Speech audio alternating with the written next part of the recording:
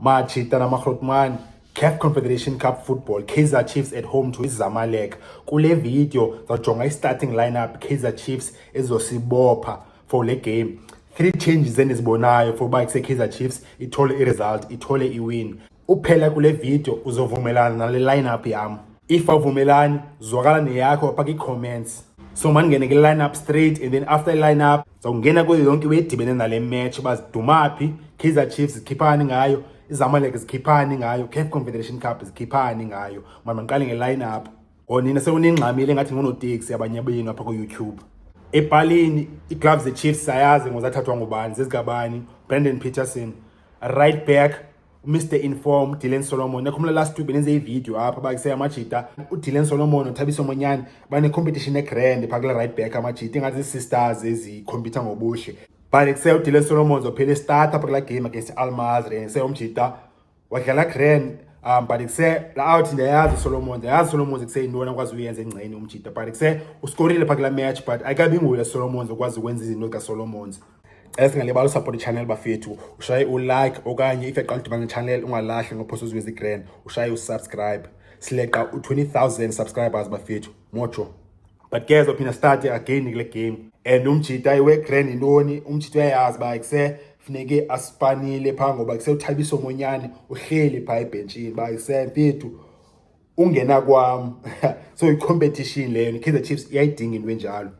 Defense yo uMiguel uyachithwa bafethu, uMiguel kusenjalo nje kusebazavele bamchitha bajita anqondi mani anqondi bafethu, but umjita ubhekiwe bayisejonga sikujongile wena jo, uhambe ayisini wena bayisemfethu sikujongile coach izimjongile umjita, but I don't think izamchitha ngoku. So Iñárritu Miguel waphinda start enicango wakhe benguzitha Quinica. I'm sure uQuinica i-defender edlala ngenhliziyo jo. Umjita akanayo technique entswembu eclean enyaweni, akanayo physical strength, akanayo i-height umjita, but kuse i-character nenhliziyo. La defender iyazi ba kuse umjita udlala ngela hlobo, akakho na quick lo mjita, but kuse inhliziyo. I-defense ibhola zininzi izinto kuse zenza iplay bangayibe grand bafethu.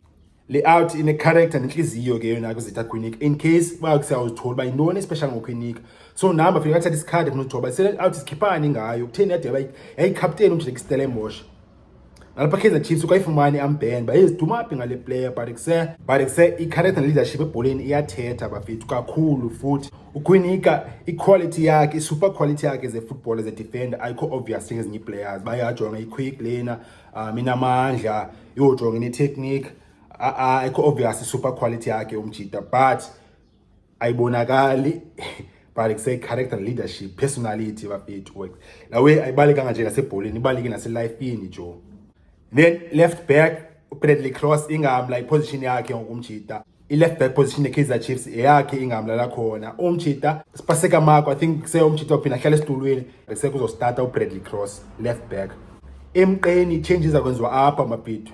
U6 Chiefs grand defensive midfielder Kaizer Chiefs usibongiseni Mthethwa position yakhe la bentshilo kwezi video zipheleleyo ba kusemjita akana competition pha, nguye i-starter all the time. Nguyedwa umjita phaa engathi kuse out ebhizi nemedi yegongo, akekho omnye umuntu uyazi mjita nguyedwa phana usibongiseni Mthethwa. And then ke ngoku phambi kwakhe central midfielder okanye number 8 i-change izoba phaa. uThabo Cele zanga effect igame umjita ngoba kuse ayinguye u8 umjita. uLabs uzothola i-first start yakhe manje la central midfield position umjita, and kuse i-CAF football umjita akayothuki. Umjita una experience e-CAF Champions League iSundowns, so umjita isi-state na level akafiki kuso. First start yakhe Kaizer Chiefs uLabs phambi koMthethwa, number 8 position uLabs emva kwakhe bengumthethwa. Ema-sidini zabo ko 2 changes bafethu, iyajumpa iyaba ngumbhobho obviously ba kuse i-lineup i-wingers selection ya last week khange ispane grand benze i-surprises eziyi-2 bafethu. Ma-side Ashley Duplay wagqibelana no-start ugqibelana nodlala wavele wastarta, yaba i-mistake kuba kuse umjita khange i-affecte i-game. And then kwela side yaba nguPaul Emode, naye Paul Emode kuse beqala ustarta since nge-first week ka-October, naye umjita kangakwazi u-affecta i-game. And kuse lena pitch yasePeter Mokaba le pitch iwide yona ina more spaces apha ema-side nge-wing, so noni kusezofuna umuntu one pace onesitulo uzokwazi usuka uzokwazi unesmovana umjita, which is Arsenal level by left. And then kula side ko starta uMfundo Vilakazi, uvele ebhali njengoba kusedlala left wing umjida i-right which is i-modern football ziwe zakhona bafethu. I-modern football injalo kuse i-players if kusewukhaba nge-right udlala left wing, if ukhaba nge-left udlala i-right wing kwenzele kusewuzokwazi kusewukhatha in create opportunities score i-goals. I-trend ya worldwide bafethu iyaqalwa i-legend Inja Amathambo, Inja Sekasi, uMohamed Salah, Inja Sekasi leya uSalah bafethu ilala phandle la Inja Sekasi. uSalah left winger inverter la position no bakhona abantu abazi before Salah bafethu but kuse eyona nqoko for him na Mohamed Salah bafethu right winger ikhaba nge-left score i-goals. Ngayina kuma Arsenal ubona lathi Bukayo Saka umjita naye kuse left foot edlala i-right winger. Uye ke Real Madrid kuse Vinicius Junior Inja Amathambo i-right foot edlala i-left wing. Uzona lapha SA Orlando Pirates Inja Amathambo Ozwina Police yinja le bafethu Pitbull leyana Pitbull yasekasi ilala phandle leya Police i-left wing ekhaba nge-right. Tshepang Moremi naye kuse i-right wing ekhaba nge-left. So Kaizer Chiefs nayo kwenzuka same story bafethu. I-modern football Pirates dala yenza la way Salenga i-right wing ekhaba nge-left score i-goals. Nkotha nayo i-replacement yakhe right wing kuse ekhaba nge-left. So Kaizer Chiefs nayo same story. Mpuno Vilakazi right wing left foot, Vele Bhayi left wing right foot.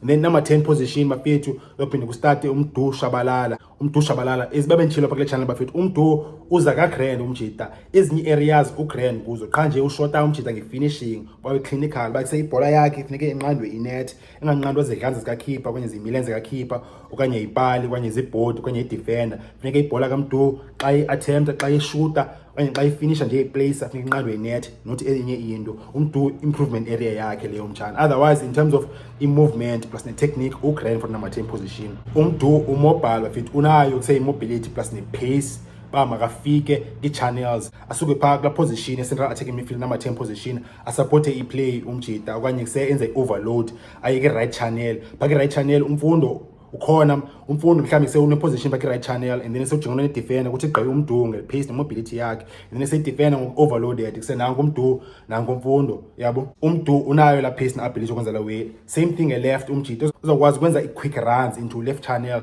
uvele bhayi qabambe ibhola overload i-defender yakhona engazi kusemajongo uvele bhayi okanye semajongo yoMdu. uMdu unayo i-mobility ne-pace bamangene phakathi kwe-central defenders at the same time umjita overload phana because kuseyikhona center forward strike mase Kaizer Chiefs iGodaro uzokwazi kuse uMdu ungena phana phakathi kweza spaces it was half pockets. So uMdu ubaleke ngelo hlobo bafethu qha umjita iwe yi-1 shotayo bayikusema kabe clinical xa thola opportunity mayishayo yinet ibhola yakhe. And then center forward ezostarta Etiyosa iGodaro igrand leyana imnandi enyaweni. Kaizer Chiefs kudala ifuna lo striker abawukhe kuse uMdu urongo emakhandeni ekuse nasenyaweni if ekusoza enyaweni awukhona technical enyaweni but ina sapa thatha ina ugrand umjita enyaweni. So iGodaro qala amajita kuse iGodaro mawampasela mawumsupply is so far azibona kuse iGodaro azumfeed is qha iGodaro yabonakala umjita personality ne character grand awumboni ebaleni bayisejonga inyusa idlanza phezulu bone kusene emotions umjita upatient mali kuse bafethu sapani nikeni majita sanifuna uscore unodwa bone kanye uMdu ufuna ukwenza 1-2 kokoko nikeni early balls bafethu score goal. So Kaizer Chiefs as an attack as if forward players amajita funeka improve low way. So nathi bafethu line up for him na Kaizer Chiefs izasibopha 3 changes bafethu emasidini plus central midfield.